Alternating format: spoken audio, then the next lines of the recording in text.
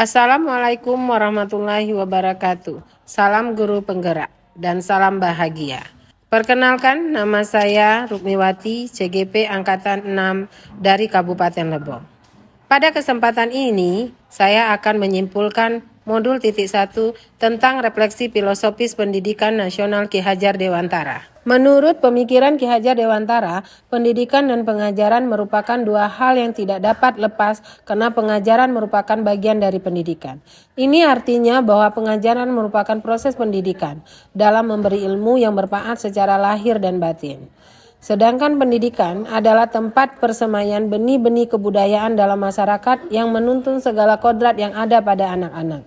Dalam semboyan, Ingarso Sungtuloda, Ing Madyo Mangunkarso dan Tutwuri Handayani memberikan makna bahwa dalam proses pembelajaran untuk mencapai tujuan pendidikan, maka kita sebagai pendidik harus dapat memberikan contoh, semangat, dan dorongan kepada anak-anak. Peran sebagai guru menurut Ki Hajar Dewantara adalah guru haruslah menjadi teladan, seorang model sekaligus mentor dari anak-anak atau siswa dalam mewujudkan perilaku yang berkarakter yang meliputi olah pikir, olah hati, dan olah rasa. Intisari pemikiran Ki Hajar Dewantara tentang pendidikan, Ki Hajar memberikan pemikirannya tentang dasar-dasar pendidikan.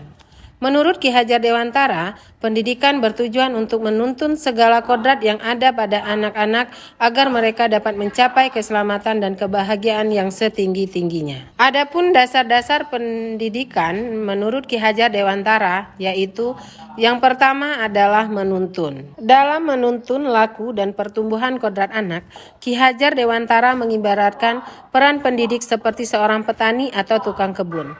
Anak-anak itu seperti biji tumbuhan yang disemai dan ditanam oleh Pak Tani atau Pak Tukang Kebun di lahan yang sudah disediakan. Anak-anak itu bagaikan butir-butir jagung yang ditanam. Bila biji jagung ditempatkan di tanah yang subur dengan mendapatkan sinar matahari dan pengairan yang baik, maka meskipun biji jagung adalah bibit jagung yang kurang baik atau kurang berkualitas, dapat tumbuh dengan baik karena perhatian dan perawatan dari petani. Demikian sebaliknya, meskipun biji jagung itu disemai adalah biji berkualitas baik namun tumbuh di lahan yang gersang dan tidak mendapatkan pengairan dan cahaya matahari serta tangan dingin Pak Tani, maka biji jagung itu mungkin tumbuh namun tidak akan optimal. Dalam proses menuntun, yang harus disesuaikan adalah kodrat anak, yaitu di mana anak memiliki kodrat untuk mereka merdeka dan bermain. Yang kedua, pendidikan harus disesuaikan dengan kodrat alam dan kodrat zaman. Ki Hajar Dewantara menjelaskan bahwa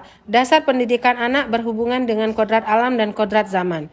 Kodrat alam berkaitan dengan sifat dan bentuk lingkungan di mana anak berada. Sedangkan kodrat zaman berkaitan dengan isi dan irama. Yang ketiga adalah pendidikan harus berpihak pada anak atau menghamba kepada anak.